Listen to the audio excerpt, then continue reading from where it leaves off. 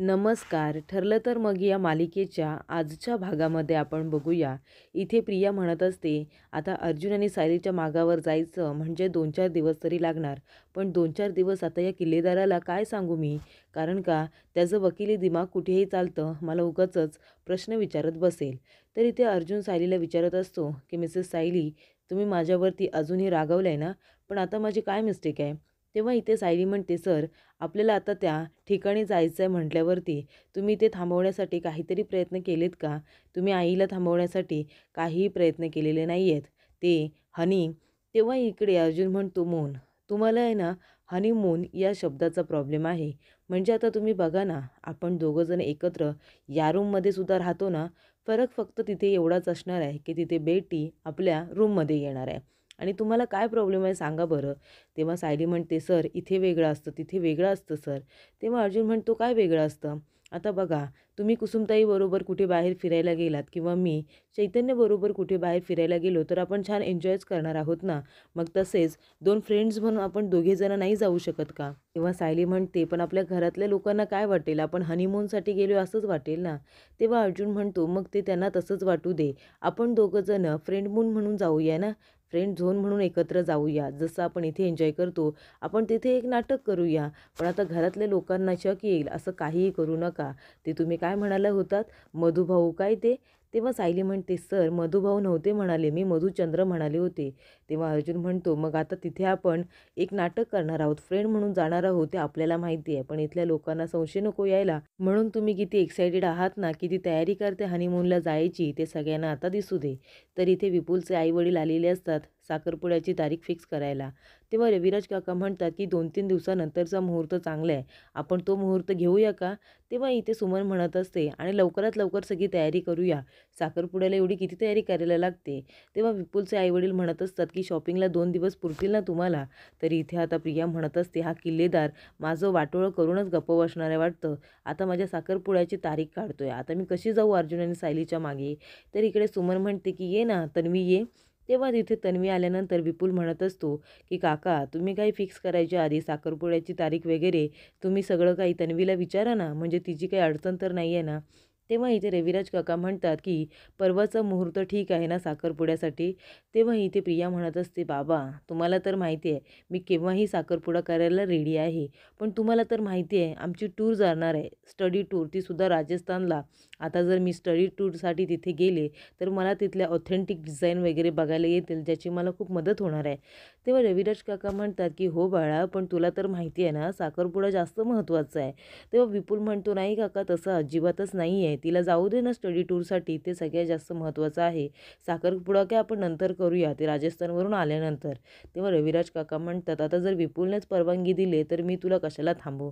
तेव्हा इथे प्रिया म्हणत असतं, थँक्यू विपुल. मी आश्रमामध्ये होते ना तेव्हा मला मनासारखं शिक्षण नाही घेता आलं. पण बाबा, तुम्ही आहात म्हणून मी माझ्या मनासारखं शिक्षण घेऊ शकते. थँक्यू बाबा. तेव्हा इथे आता सुमन म्हणत असते, की देवा, विपुलसारखा नवरा सगळ्यांना मिळू दे रे बाबा.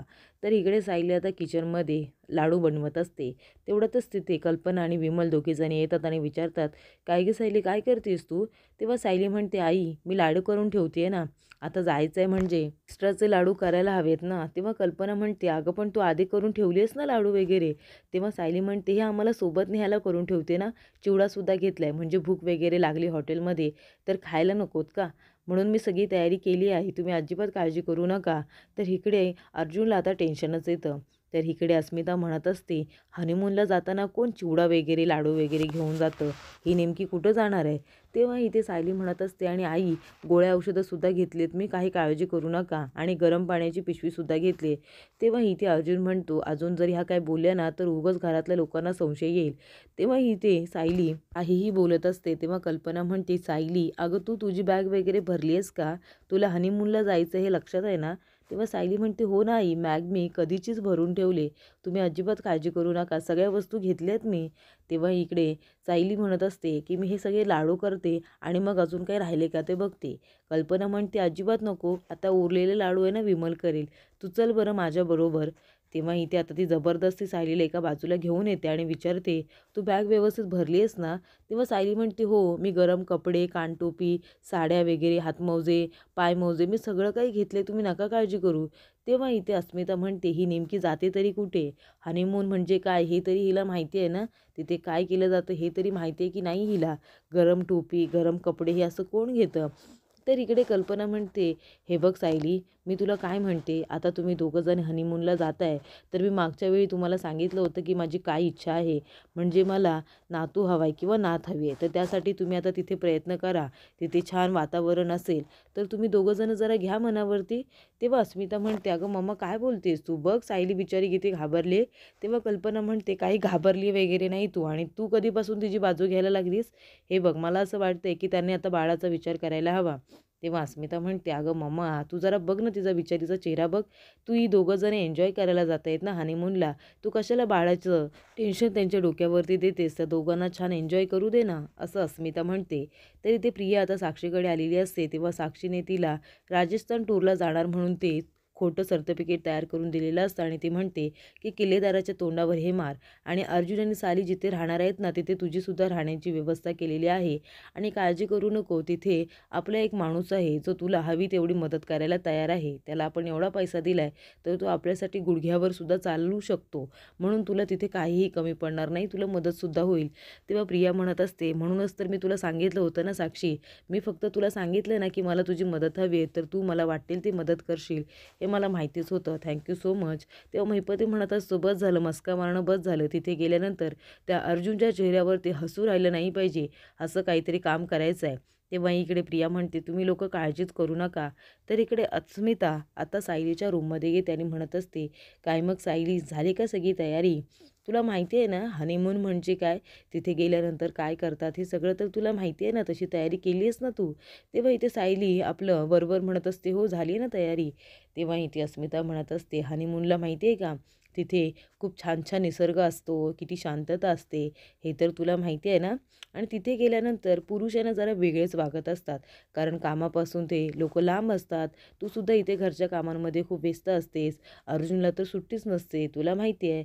तिथे गेल्यानंतर हे सगळं काय बाजूला राहील आणि तुम्ही नवरा-बायको फक्त एकमेकांबरोबर एन्जॉय करा." तेव्हा इकडे आता सायली खूपच जास्त हे शब्द ऐकून घाबरत असते. तेव्हा इथे अस्मिता म्हणत असते, "आणि तिथे काय 2-3 ड्रिंक जरा जास्त घेईल अर्जुन." तेव्हा सायली म्हणते, "ड्रिंक म्हणजे?" इथे अस्मिता म्हणते, "दारू, दारू. थोडीशी दारूसुद्धा पिईल." आणि तिथे थांबवणारं कोणी नसतं ना. तिथे गेल्यानंतर पुरुषांचा मूडच एकदम चेंज होऊन जातो. तो काय दारू काय पिईल, जास्त रोमॅन्टिक काय होईल. तिथे गेल्यानंतर ती हॉटेलची आलिशान रूम, एवढा मोठा बेड आणि तिथे तर तुला माहिती आहे भयान शांतता असते आणि वातावरण तर एवढं छान असतं ना, निसर्गरम्य वातावरण. तिथे अर्जुन थोडा जास्त रोमॅन्टिक होईल, बाकी काहीही होणार नाही आहे. थोडंसं जास्त ड्रिंक करेल आणि तू त्याला थांबवू नकोस हां. कारण तिथे गेल्यानंतर त्या लोकांचा मूड थोडा चेंज होणारच गं. त्याच्यामुळे तू काही थांबवू नको. तू सुद्धा तिथे खूप जास्त एन्जॉय कर. काही काळजी करू नको. म्हणजे मम्माची इच्छा आहे ना, ती लवकरच पूर्ण होईल." तेव्हा सायली म्हणते, की "माझं थोडं काम आहे, मी आलीच." आणि ती सरळ तिथून निघून जाते. तेव्हा अस्मिता म्हणते, की "ही तर हिच्या नवऱ्याबरोबरच जाणार आहे ना, मग हे सगळं ऐकून एवढी घाबरून का गेली? म्हणजे नक्कीच त्यांचं खोटं लग्न आता उघडं पडणार आहे." असं ती म्हणते. तर पुढील भागामध्ये आपण बघूया. इथे अर्जुन म्हणत असतो, "चल सायली, हे बघ मी तुझ्यासाठी शॉपिंग करून आलोय." तेव्हा सायली म्हणत असते, "सर, मी तुमच्याबरोबर रूममध्ये येणार नाहीये." तेव्हा इथे अस्मिता बघत असते, त्याच्यामध्ये एक छोटी नाईटी आणलेली असते आणि ती नाईटी अस्मिता सगळ्यांसमोर दाखवते आणि म्हणते, "बघितलंस का सायली, तुझ्या नवऱ्याने तुझ्यासाठी काय आणले बघ." केवढीशी इथे नाईटी आणली आहे. ती बघून सायलीला अर्जुनचा खूप राग येतो आणि इथे सगळेजण एकमेकांच्या तोंडाकडे सुद्धा बघायला लागतात. तेव्हा सायली म्हणते, "अर्जुन सर, आपण दोघं जण एका बॅगमध्ये कपडे घ्यायचे पण वेगवेगळे भरायचे."